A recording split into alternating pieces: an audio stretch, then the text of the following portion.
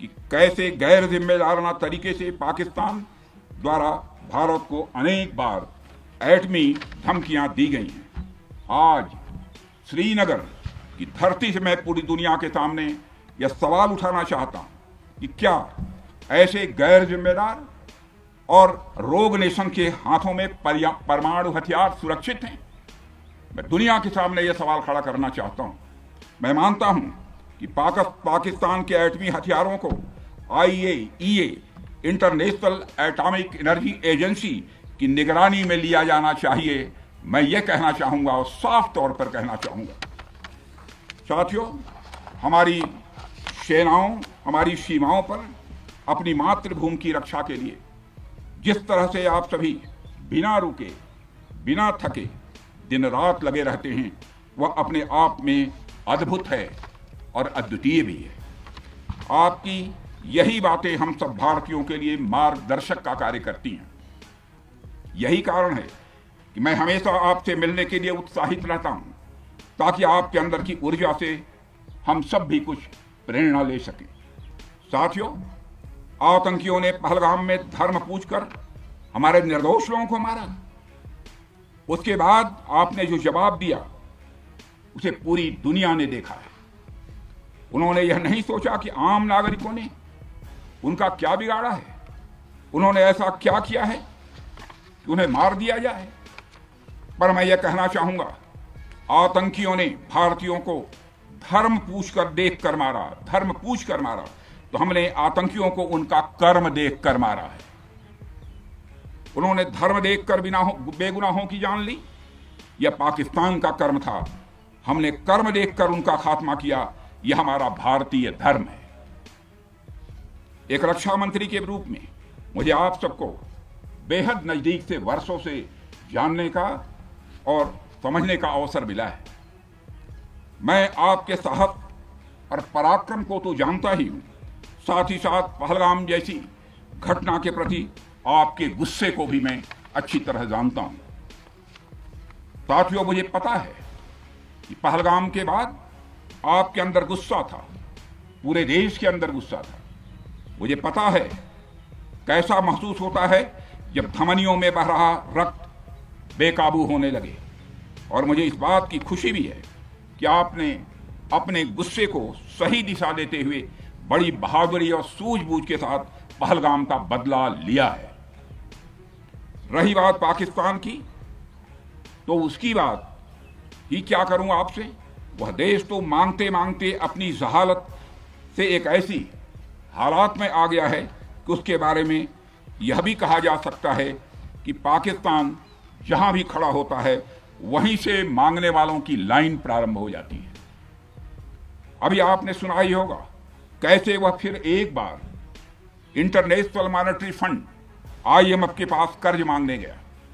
वहीं दूसरी तरफ हमारा देश है कि हम आज उन देशों की श्रेणी में आते हैं जो IMF को फंड देते हैं ताकि IMF गरीब देशों को कर्ज दे सके।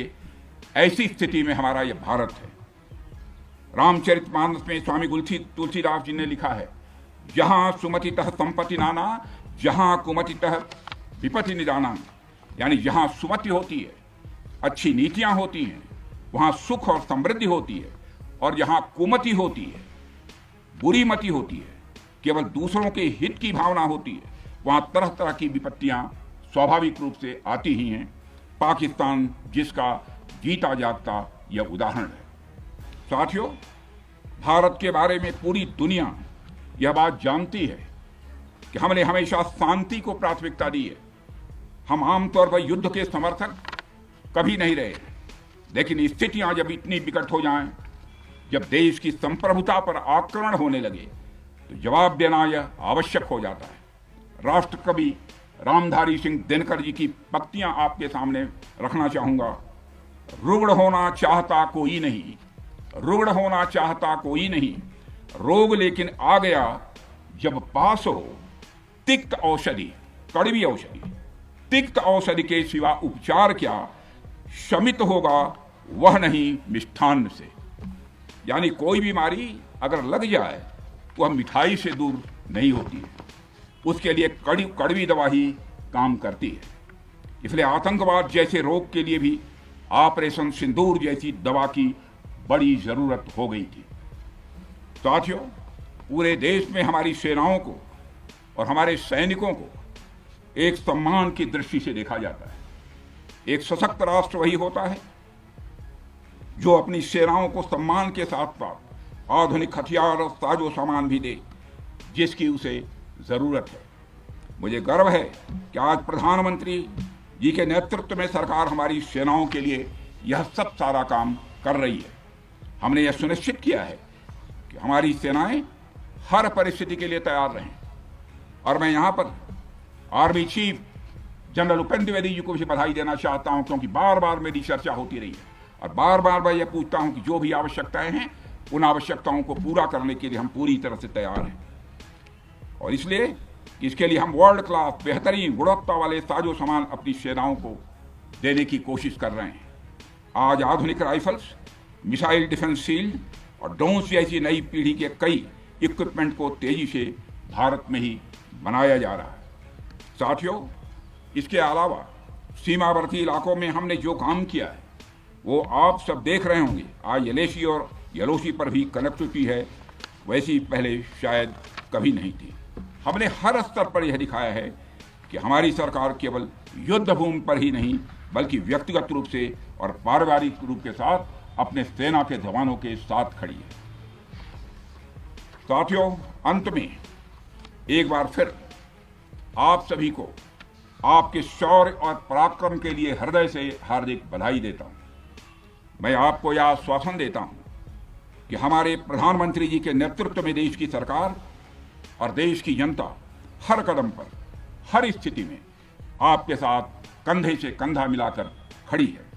मुझे पूरा विश्वास है कि आपके सहयोग से हम इस पूरे क्षेत्र में आतंकवाद का समूल नाश करेंगे, ताकि कल को कोई भारत की संप्रभुता के खिलाफ आंख उठाने की हिमाकत न कर सके। इसी आशा और विश्वास के साथ आप सबके शौर्य और पराक्रम की सराहना करते हुए और आप सभी को अपनी हार्दिक शुभकामनाएं देते हुए अपना निवेदन समाप्त करता हूं। बोलिए जय हिंद, जय हिंद। यहाँ का